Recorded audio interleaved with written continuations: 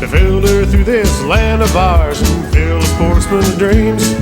Enjoy what nature holds for us, her bounty never ends. Getting back to basics with the practical sportsman. It's always an adventure, no matter where we go. From a favorite hunting spot to the hottest fishing hole.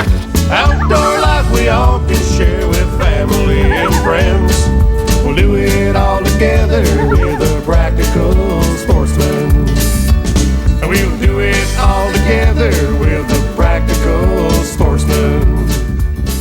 Hi there, come on in. It is Thursday night, January 23rd, the year 2003.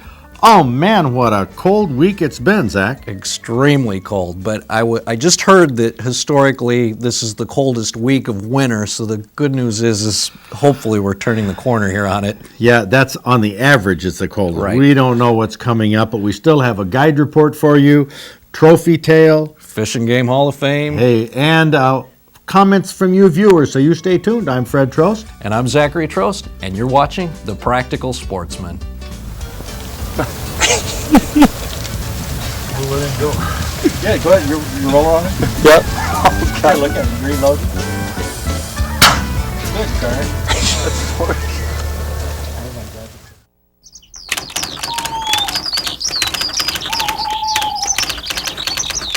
As the population of wolves increases in the Upper Peninsula, the popularity of wolves seems to be decreasing, at least among the locals. The DNR is offering rewards for information leading to the arrests of wolf killers. At least 6 wolves have been killed in the UP during the past year. If you think we don't do enough politically incorrect material on this show, please meet Jim Lee from Grand Ledge and see what this schoolboy does in his spare time. Hi, my name is Jim Lee. I'm filming this for you, Fred. I'm trapping on the creek that leads to the Grand River. And I found a muskrat den. You can see there's a group there because there's so many muskrat going down through there. The den is right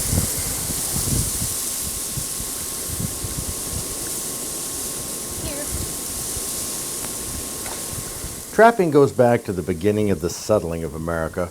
Interestingly, America never developed as a major market for furs, and Europe and Asia are still the prime markets today. Muskrats that live in ditches and marshes are a staple of the fur business. Jim Lee is setting a muskrat trap on the underwater path that muskrats use. He pushes a metal re-rod into the mud to anchor the trap by its short chain. The life of a trapper is not much easier now than it ever was. You set traps where the fur bearers live, which is often in thick, wet, mucky places. Most trappers wear high slip-on rubber boots like milking boots that farmers wear when they work. Aside from the metal traps and re-rods, a trapper also utilizes the natural materials of the area to make his sets. The purpose of these sticks are twofold. One, they help stabilize the trap and keep it upright in a position so water currents or passing animals don't move it out of place. And secondly, the sticks help steer the muskrat into the trap. Now, how does a boy get into trapping these days? Well, check out Jim's big gloves. They're his dad's. Rarely does an outdoor skill like trapping come from anybody but a father or a close family member. It's an activity that's passed down through the generations. Now, this trap is not a leg hold trap that allows a non-target animal to be released. This is what's called a killer trap or a conibear. These strong springs instantly kill a muskrat that trips the trigger. Young Jim tussles with the jaws of the conibear, but as he gathers experience in the marsh and as he grows bigger and stronger, he'll be able to set traps quickly. Okay, right here is the groove where the muskrats go under, and this is a natural fallen branch, and they go under here, and they go right under here. I'm gonna set my conibear. Jim traps the ditch that goes through the family farm, making a dozen or 2 sets. But if the fur market improves and Jim wants to set up a side business when he's in high school, well, like many farmers did when they were boys, he'll learn to run from one trap to another because he'll have hundreds of traps to check on a daily basis. Sure, trapping is one of those politically incorrect activities that comes into controversy from time to time, but it's also one of those activities at the foundation of America's development. Like farming, trapping utilizes animals for clothing, shoes, and other products. Some say that fur is a luxury, but many people the world over find fur to be durable, economical, and a practical way to utilize certain animals from the wild that breed prolifically. We'll let Jim Lee finish setting his traps, and next week we'll continue this trek into an American tradition. Well, this week's Fish and Game Hall of Fame is featuring a county in southwest Lower Michigan. It's right here bordered by 25 beautiful miles of Lake Michigan coastline. The county seat has the same name as the county, Allegan County, and it's actually one of Michigan's largest counties, 829 square miles, and the economy is based primarily on agriculture and tourism. The two popular tourist towns are partially in Allegan County. On the northeast corner is the southern part of Holland, which is famous for the Tulip Festival in the spring, and at the southeast corner is the northern part of South Haven, and the Black River flows into Lake Michigan right here.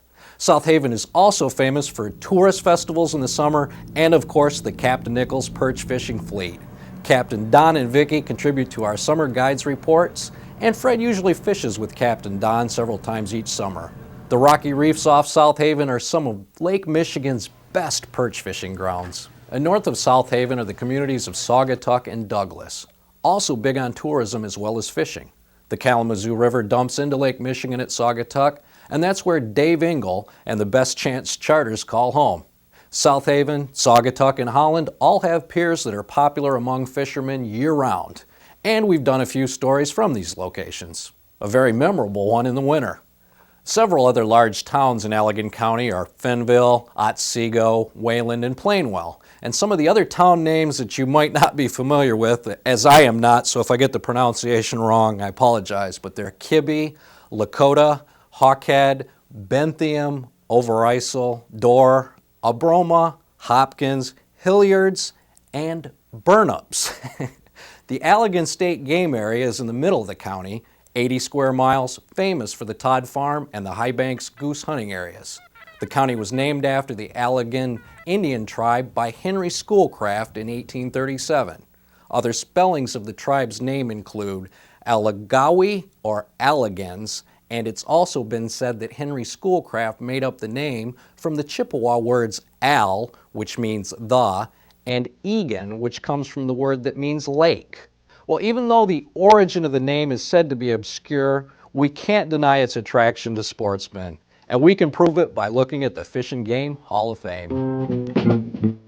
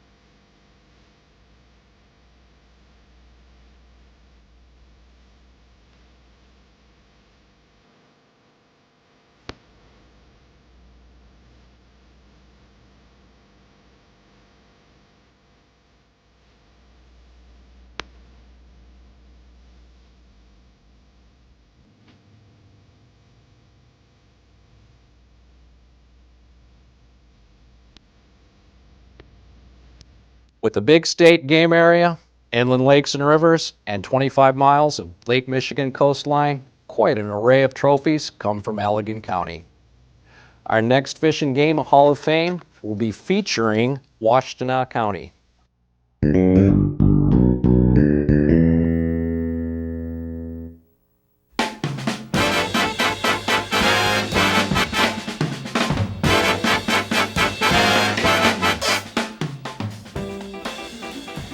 Carl Nelson from Fenton got a northern pike. He was fishing Lobdell Lake, Genesee County. This is over 22 pounds, 44 inches long.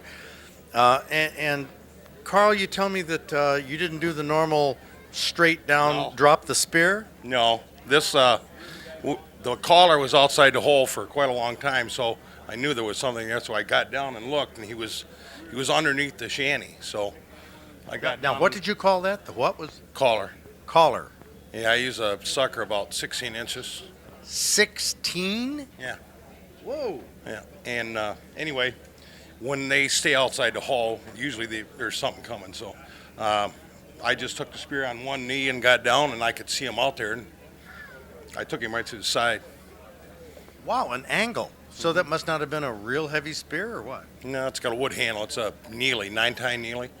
I put 7 tines in him, so. Whoa. That's something I bet you've never done before, is it? Well, I've been chasing pike for 40 years. That's a long time. Yeah. Since I was 15, I've been spearing, and that's the first 20-pounder. What is it about spearing that's turned your crank for all these years? If you ever seen one come in, it's better than watching a deer come in. Yeah, And why? I just like it. I do it all the time. But a deer, All the time. I mean, All the time? All the time. have you worked before? Yeah, I used to. Not now. Okay, well, that is great. And that's a great pike. 44 inches, 22 pounds. Got him under the ice at an angle. Can you shake on this one? Or are we going to? There you go. Good work, Carl. Carl Nelson from Fenton.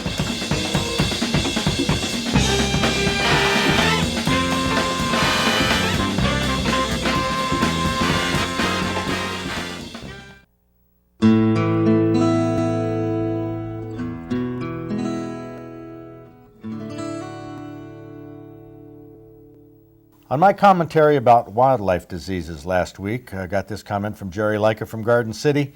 A hunting program I saw last spring on ESPN talked about the problems of African animals in many areas suffering from bovine tuberculosis. The African wildlife biologist said that the animals were passing the disease to each other through the watering holes, the plains animals and the predators. I asked one of our state wildlife biologists if this could be our problem in Michigan. Needless to say, I got a negative answer that led me to believe that he didn't care about pursuing such an idea. Garner Hall from Cadillac wrote, I've hunted Wexford County for over 20 years and have never seen the deer population this low. Yet the DNR still issues doe permits in our area that is mostly national forest. This may be one reason why people aren't buying licenses. Tom Henley said, just a quick tidbit of pointless information concerning a comment at the end of the show. As far as I'm aware, there are only 50 states in the United States, not 51 as you quoted. I quoted that? Yeah, I caught it. Now, there's not a more beautiful place to be than in the mountains of our 51st state. Jim sent an email saying, I think a lot of people are tired seeing you spill chili. Make your chili in a pressure cooker pot without the top on. When you have to transport it, lock the top down. Betsy Sweet in Coopersville said, keep showing your goof-ups. They're funny. The time the pipes came off the motorhome and the chili, you make good sense regarding the DNR. They step over their bounds and some laws are asinine. Are you breaking Zach in to fight for the hunters? He will do you proud if the time comes for him to take over. John West wrote, we here in Crystal Falls want to thank you for the exceptional work you are doing for the sportsmen versus the DNR. A family with a difficult name to pronounce from Taylor wrote, I've been a fan of your show for many years, and it's even better now that your son is at your side co-hosting. Keep up the fantastic work. On a past show, you had my daughter Caitlin. We went up with you on the Captain Nichols Perch Charter. We had a great time. If we want to hunt and fish in the future, we must do it as a family. We also got a couple of critical emails regarding the preserved pheasant hunt at Orchard Hill. This one's from Chuck. At least a couple of times during this segment, Fred was running with a loaded gun. I realized that the gun was pointed up in the air in a supposed safe direction, but nevertheless, in the event of a fall, a real tragedy could happen.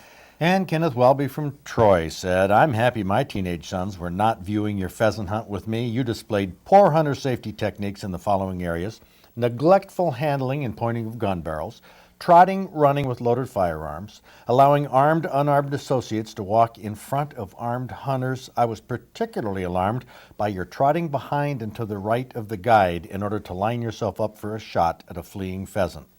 Now, these criticisms, I think, do require some sort of comment and response. This past weekend, I saw Mike Stewart, who runs Orchard Hill Sporting Clays, the hunting preserve as well as the shooting range. I mean, he's got to be a stickler on safety because of all that liability. He's been a weapons expert for the military a number of years. He's hunted and shot competitively all over and really experienced in guns and weapons. So I put the question to him about these criticisms of how I was portrayed on that pheasant hunt. I saw the clip that you're talking about where one bird went up and you and Jimmy shot it or whatever. I don't know which one of you shot it. And then another one flushed and you moved back safely to the side of the other people. So your gun had a clear shot and you kind of ran over to that side, ran forward a little bit so you were clear of the other hunters and fired. I think you did everything perfectly right. Now, hasn't anybody ever run after an animal? I have run with a gun. I don't know any avid hunter that at some point has not run with a loaded, safety-on gun, in their hands. I mean, I've done it elk hunting, deer hunting, a turkey is down, a goose is down, a pheasant is down. At that point, you run, or to get into position or something. I mean, you're not running as a matter of practice. Your safety should be on until the instant of the gun coming up. And I've seen you do that, where your safety is on and you take the safety off as that gun comes to your cheek. And that's the way it should be. Well, you know what they tend to say is bring their kids into it. I tell my kid, don't run with the gun. Don't run with a fork in your mouth. Don't run with sharp scissors. Yeah, well, I think it's real different running with scissors than it is. Or for kids to run. Yeah, kids don't know that, if you're not experienced and you're not really cognizant of all what's going on, then you shouldn't. Well, first of all, I don't think that we should be putting inexperienced kids in a position where they have to do things they're not experienced with. You've hunted with my son a number of times. He's extremely safe. If you notice if you really run that whole clip, you'll find his gun up in the air or broken over his shoulder. He opens the gun and puts it over his shoulder when he's walking, and if a dog goes on point, then he puts the gun down, safety on, he'll close the gun, move in for the flush, then as the bird flushes, the gun comes up, safety comes off, and he shoots. And that's the way he's been taught. I think it's a matter of training young hunters to do things properly. Jim has had a lot of experience, and he and I have run after game, and our guns are pointed in a safe direction, and the safeties are on. Are we saying that we can't ever run when we hunt? Are you supposed to unload your gun, or we have to sling the gun or something if we're going to run? Running is part of hunting. And I have no idea why people would overreact and think that it's unsafe in any way to run with a gun with the safety on. Sure, everybody's inspired now to go ice fishing from your guide report, but I tell you, I was up in Little Bay de Noc this past weekend. Everybody looked like they were in their shanties. You have to be with that wind kicking. I mean, But we have coming up in 2 weeks. we got Puppy Saturday here at the museum, February 1st from 10 o'clock until 2. Get outdoors this weekend if you can, and if you have to go outdoors and go in an ice shanty and stay indoors, that's okay too. But get out there; it's a great place to be. We'll see you next week.